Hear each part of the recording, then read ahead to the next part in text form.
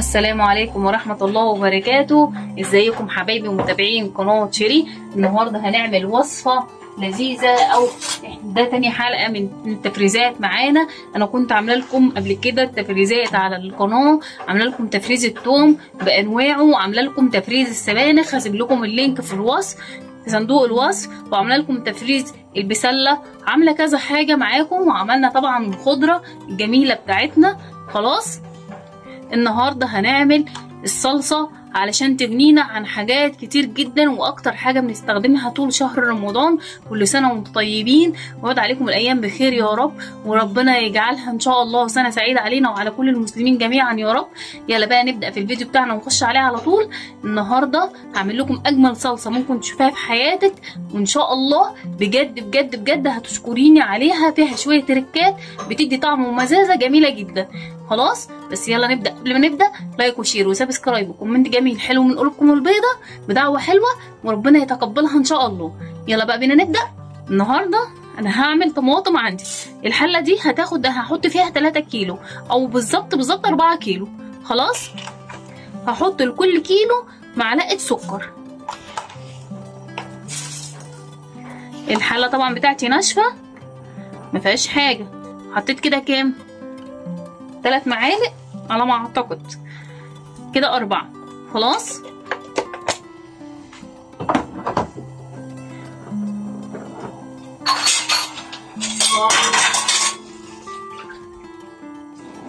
وهحط عليهم بالظبط كده مثلا حوالي 3 معالق. كوبايه الميه معايا اهي، او كل معلقه سكر معلقه ميه.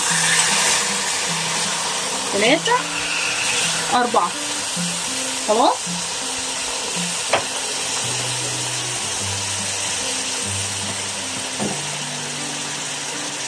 خليكم بقى معايا، هنكمل مع بعض. هنكرمل السكر ده، هنكرمل السكر بتاعنا. انا ما بحطش ميه كتير، حطيت 4 معالق سكر بالظبط. طبعا انا غاسله الطماطم بتاعتي كويس جدا، غسلاها بميه تحت الحنفيه، ميه جاريه. وطبعا غسلتها عامله لها ليفه كده مخصوص لغسيل الخضار بتاعي. خلاص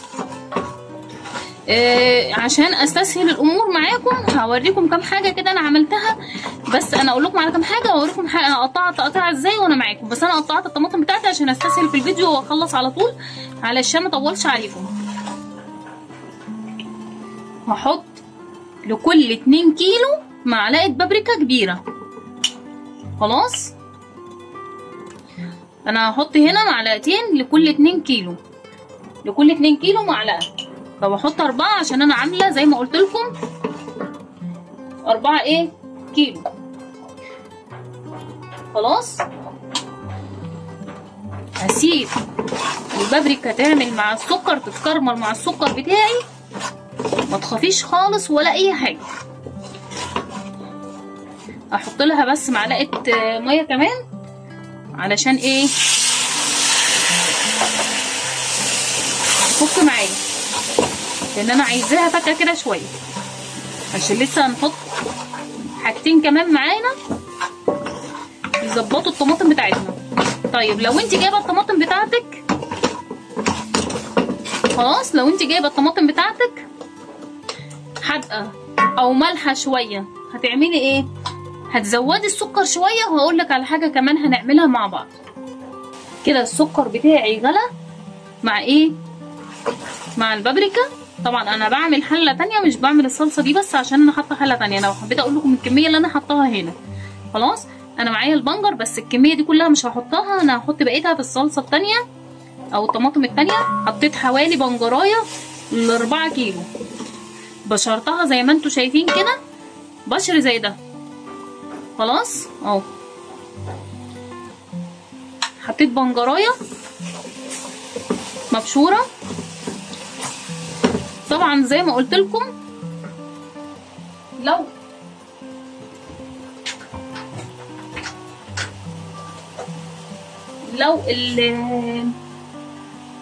الطماطم بتاعتكم مالحه شويه، هقول لكم احنا هنحط دلوقتي. بس خليكم ثواني. هنحط هنحط معلقه عسل. معلقه عسل اسمر هتودي المزازه اللي معانا في الطماطم. انا عندي الطماطم يعني انا ذقتها، هي مش مزه قوي، بس انا حبيت بس ايه يعني اعملها قدامكم عشان مصداقيه، عشان الناس لحسن الناس ما تصدقش، فعملتها معايا يعني بالفيديو معايا عشان تشوفوها. خلاص كده انا حطيت معلقه العسل بتاعتي. طيب هحط ايه كمان؟ خليكم معايا. هحط هنا عصير ليمون. عصير ليمون ده دوره ايه؟ هقولك دوره ايه دلوقتي. ده هيديك المزازه بتاعه الصلصه الجاهزه، وفي نفس الوقت الماده الحافظه بتاعتنا بتاعه الطماطم. خلاص، هو والسكر اللي احنا حاطينه. متقلقيش البذر ده انا هطلعه دلوقتي. انت حاولي تعمليها بعصار عندك، انا بس عشان اسهل الموضوع. خلاص شايفين اهو طلعته كده. خلاص كده انا كده عملت الخلطه بتاعتي اللي هتوديه لي الصلصه بتاعتي في حته تانيه، وهيبقى فاضل معانا تركه واحده في الاخر هقول لكم هنعمل ايه. خلاص خليكم معايا تابعوا الفيديو للاخر.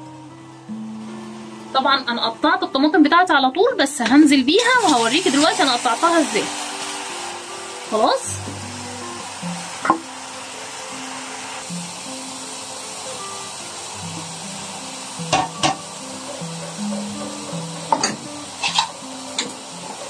هقول لك بصي، لو طماطميه زي كده خلاص صغيره قطعها كده، عايزه تشيلي العنق دي شيليها، بس الخلطه اللي انا عاملاها هي مش هتاثر فيها، يعني استسهالا الامور يعني عشان نستصل على بعض.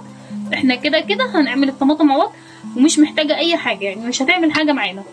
خلاص طيب عندك حبايه زي كده كبيره، لا مش هقطعها 4 عشان تسهل معايا في الضرب.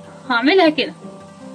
هي طبعا الطماطم ما شاء الله حلوه بلدي كده ولا روكه كده الجميله دي بتاعتنا، فايه فطريه ومستويه وحلوه معانا.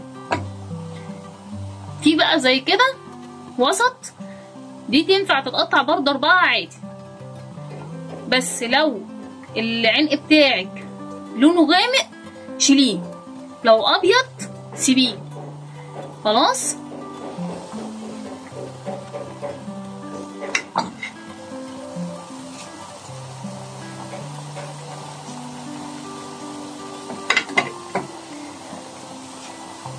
انا حبيت اقطعها قدامكم اهو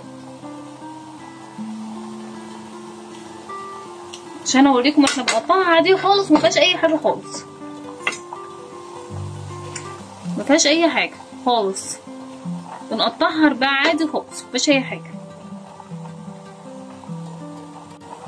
خلاص ولو صغيره زي كده نصاص عادي. هعمل ايه دلوقتي؟ هي كده عبال ما انا قطعت شويه دول المفروض ان انا اغطيها على طول، هي تعمل مع نفسها من تحت. هبدا اقلب حاجه بسيطه، ما تقلقوش، هي هتعمل مع نفسها وهتنزل وكل ده هيتكرمل مع بعض. خلاص انا بس بديها تقليبه عشان الصوص يخش فيها كلها ويطعمها. هسيبها بقى تغلي مع بعضها كده، وبعد كده نرجع لها بقى بعد ما تستوي، وهقول لكم امتى نطفي عليها وامتى لا. وهنعمل اخر حاجه بعد ما تخلص خالص تستوي، قبل ما تخلص هنعمل اخر تركه معانا. خلاص خليكم معايا وتابعوا معايا الفيديو للاخر لحد ما نوصل لاخر حاجه فيها. وكده الطماطم بتاعتي بعد ما غلت، طبعا هي كده ما خلصتش لسه. خلاص طبعا انا هعمل ايه؟ انا هسيبها تجري تاني مع نفسها، بس هعمل ايه بقى؟ هقول لكم دلوقتي احنا هنعمل ايه. اولا انا الطماطم بتاعتي كانت جهره شويه، ما كانتش حمرا، بس شايفين الصوص بتاعها بعد ما احنا عملنا بقت حمرا ازاي. طبعا في حاجه كمان عايزه اقولك عليها، لو انت الطماطم بتاعتك ببذر زي ما انا ما جبتها كده وطلع ببذر زي كده هنضطر نصفيها. خلاص الاخر هنصفيها، لكن لو الطماطم بتاعتك ما فيهاش بذر هي مش محتاجه تصفى، لان القشر اللي عليها لسه مستوي وهو كويس جدا، وما تخافيش هيدوب جدا في الضرب معاكي. خلاص خليك بقى معايا، انا هقولك على التركايه الاخيره وبعد كده هقولك هتعبيها ازاي وتحفظيها ازاي علشان خاطر ما تبوظش منك. خلاص، وعشان ما تاخدش معاكي مساحه هقولك تعملي ايه. خليكي معايا. بصي بقى يا حبيبه قلبي، انا بعمل ايه؟ انا الصلصه طبعا انا بعملها على يعني حلتين 3، مش بعملها كلها على بعض. خلاص، فبعمل حاجه بقى ايه هي؟ هقولك. الطماطم بعملها مثلا على حلتين 3، او بمعنى اصح فعلا على 3 حلات. خلاص، هقول لكم ليه. اولا حله زي كده بحط فيها معلقه معجون، ده معجون توم. ليه؟ الوصفات اللي هي بتحب التوم خلاص بتبقى ايه؟ بتبقى حلوه فيها. لما بتغلي مع الطماطم بتديها ريحه وطعم جميل جدا. خلاص، زي كده. يعني هو اساسا شايفين، انا هوريكم في البرطمان انا عاملاها طبعا معجون الطماطم ده انا عاملاها معاكم طبعا، وريتكم عينات في الفيديو وكملت الباقي بقيه الحاجات بتاعتي وحطيتها في برطمانات زي كده. برطمانات عندي مش برميها، بتاعت حاجات اي حاجه تفضل عندي او عند اخواتي احتل عليها على طول علشان اخدها. فعملت معجون الطماطم زي ما انتم شايفين كده، وخزن ما برميش العلب، اي حاجه ما برميهاش، بحب استغل اي حاجه واستفاد منها واستثمرها كده استثمار صح، ان انا اقدر ايه اوظفها في المكان الصح. فانت اعملي كده وخليكي شاطره وتبقى ست مدبره كده في بيتك، وما ترميش اي حاجه. حاولي اي حاجه عندك تعرفي تستثمريها كويس صح. خلاص كده انا حطيت توم. طب ايه النوع التاني؟ هقولك النوع التاني ايه. النوع التاني اللي انا بحطه اللي هو بصل. برضو بعمل عجينه بصل زي عجينه التوم كده، بس بصل، وبحطه فيها العجينه البصل برضو نفس الكلام زي ما انا ما حطيت كده. خلاص. طب العجينه دي بتعمل ايه؟ بتنكهلي الطماطم بتاعتي بالحاجه اللي انا هعملها غير لما اجي اقلي. يعني لو هقلي بتوم فدي بتبقى بتقوي الحاجه الطماطم بتاعتي او الصلصه بتاعتي، لان الصلصه دي بتبقى صلصه مركزه فبتقويه، بتدعم لي الطماطم اكتر. ولو الطماطم مثلا حاجه هعملها ببصل فنفس الكلام بتعزز لي البصل اكتر. هعمل لكم عجينه البصل وهعمل لكم البصل المجفف وهعمل لكم كذا حاجه ان شاء الله. وهخليكم في رمضان ده مش هخليكم محتاجين حاجه خالص تطلعوا تشتروها من بره ولا اي حاجه تعملوها تشتروها جاهزه. خلاص، هنعمل كل حاجه مع بعض. طيب والحله الثالثه اللي بعمل فيها بعمل ايه؟ بعمل الصلصه اللي هي نفس التركات اللي احنا عملناها عادي خالص. دي بتبقى صلصه عاديه ما فيهاش اي حاجه. لبعض طواجن معينه ما بينفعش فيها، مش بعملها ببصل ولا بايه ولا بتوم، بعملها بصلصه بس، مش بعمل باي حاجه خالص. خلاص، يبقى خلينا كده ستات شاطره ومدبرين، وخلينا ستات شاطره كده وفاهمين، ونقدر نعمل كل حاجه في الايه في المكان الصح. هسيبها تتسبك وتشرب الميه بتاعتها وهرجع لكم، عشان احنا النهارده بنعمل صلصه مركزه، مش بنعمل اي صلصه، لان الكميه اللي هنحطها في الحاجه هتبقى كميه بسيطه مش هتبقى كتير. خلاص، الكميه اللي هنحطها هتبقى ربع الكميه اللي انت هتاخديها لو الطماطم بتاعتك نيه. خلاص، خليكي معايا عشان تكملي معايا الفيديو، اقولك على شويه حاجات تعمليها وتستفادي بيها. خلاص، يلا بقى بينا نضربها. شايفين عامله ازاي؟ زي العسل، كلها مستويه ومهروسه كلها ببعضها اساسا، يعني حتى مش محتاجه يعني ان هي ايه، يعني لو اتهرست كده وتصفت معاكي هتنزل كلها 100 بس احنا هنضربها وتسهيلا لنفسنا.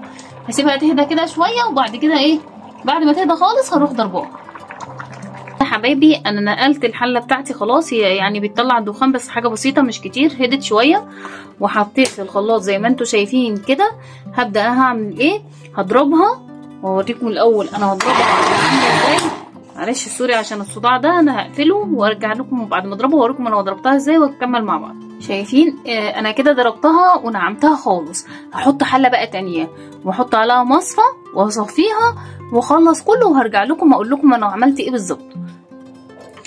كده يا حبايبي انا خلصت الصلصه بتاعتي خلاص وعبيتها، ضربتها وحطيتها في اكياس زي ما انتم شايفين كده.